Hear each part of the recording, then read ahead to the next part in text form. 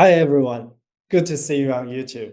I'm Neil, the sales manager of Linktech. Some of you might hear us, and some might not. But it's okay if this is the first time you find us.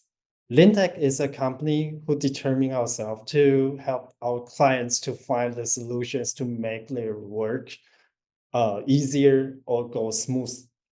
And we have the experiences of implementing these solutions in different fields. And I have a good news to share with you today.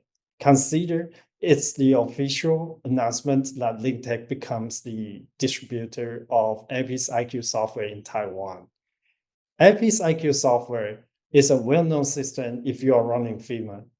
Surely we will dive into it and show how the tree structures look like, or how the connection or relation between these items.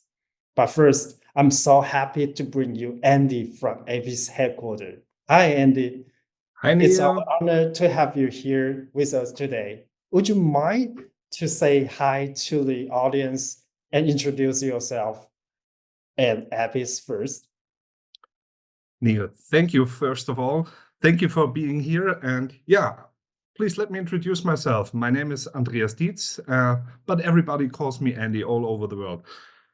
I'm 44 years old, and I'm with Apis now for almost 20 years. So that means most of my working life I have spent with Apis and doing FMEAs. My profession at Apis in Germany at the headquarters is being a sales manager, but I'm also the executive director of Apis in Shanghai. And in addition to that, I'm an associate professor at a technical university here in Germany for FMEA. Apis is a German company. It's a family-owned company, and it's a market leader in the field of FMEA software. And for me, it's an honor to be here together with you, with a great sales partner here in Taiwan. Thank you, Neil, for inviting me. No worries. And we prepared some questions for you today. Let's just dive in. And Andy, we all aware that it's been almost 5 decades since Mr. Rosenbach started to develop a FMEA software back in 1984.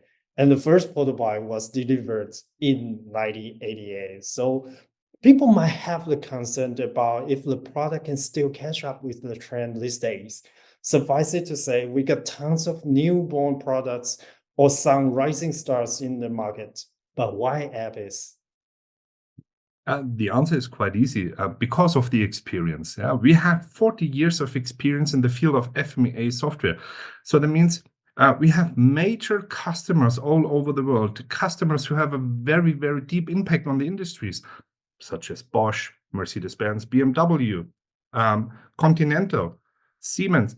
So these companies have a very, very high pressure to do FMEA, but we are also very, very deep in touch, close in touch with those companies. So that means we always know what are the actual requirements of the market. And that's why we are such an innovative company, because we fulfill the requirements of the markets before they have become requirements in the official standards. And that's why we always say we are always one step ahead. We are very experienced on the one side, but very innovative on the other side. That's why Apis is always the right selection. Those clients are really on top of their field, and those points are pretty convincing. So my question coming next is, how will we know that Apis can be adapted in our company, and will there be any giant or huge obstacles on the path?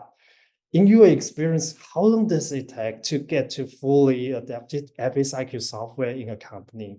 And since adapting a tool like Apis is truly not a minor effect to the teams or the company, how much resources you would suggest those people or people who are interested in Apis IQ software to spend on the ground floor or start from ground zero? That's a very interesting question. And this question I'm being asked very frequently. But unfortunately, there's not an easy answer to that. It always depends on the situation. And I know this is not a very satisfying answer, but let me split up this question into two parts. The first part is about the technical implementation of the software in the company. And that part is quite easy because this is also one of our key points in the software, that it shall be easy to be supported and maintained. So that means when you purchase our software, you can install it by yourself. You don't need our support for the installation. It's quite easy. Just push the setup exit or the MSI and say next, finalize. And that's the installation of the software. It's really easy like that. The other question, or the other part of the question, is the implementation in the projects.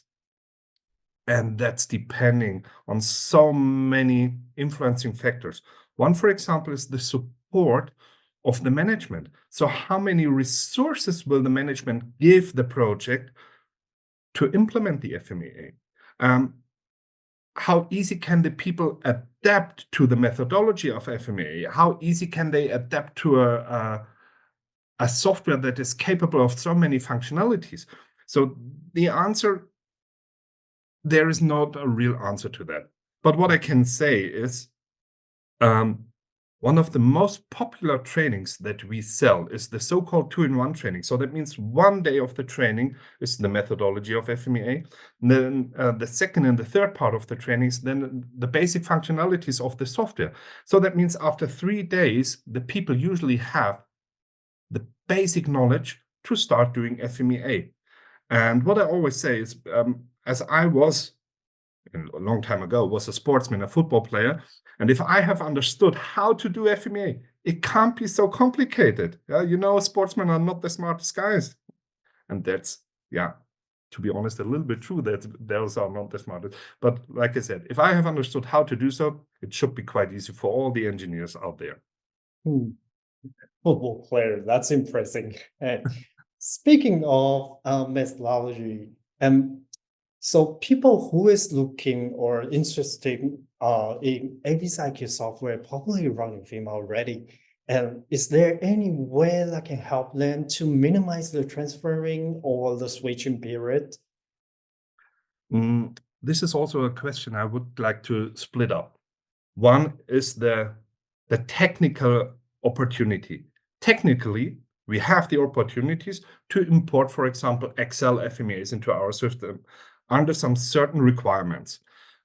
So that means the Excel FMEA must have a certain format, but then we can import it technically.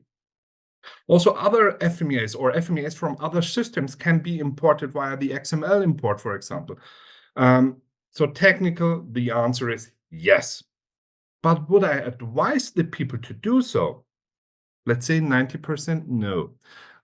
Let's come back to the example of Excel FMEAs. Everybody who has done FMEA before knows that Excel FMEAs become bigger and bigger and bigger, and there will be the point that you lose the overview. So that means you will make some mistakes in the matters of methodology of FMEA.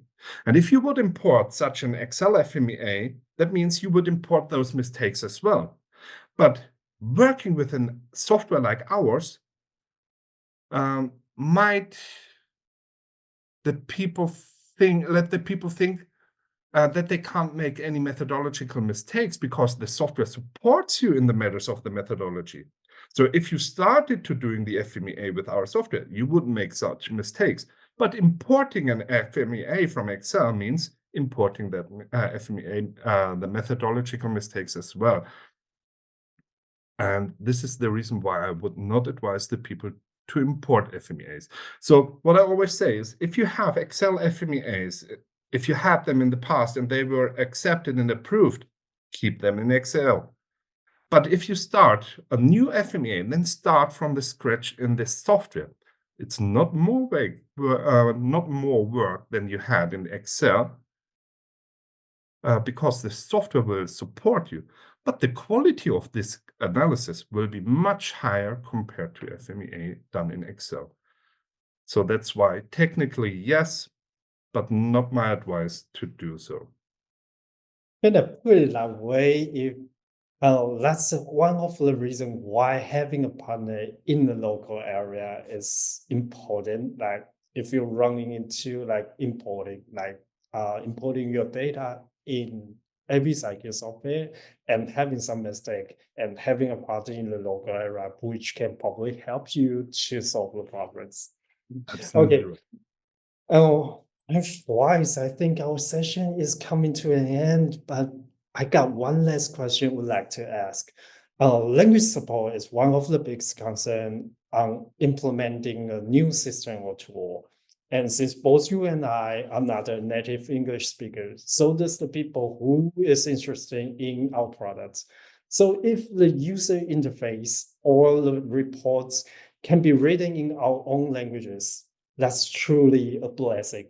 Does AB's IQ software also support this kind of multi-language functions? Yes.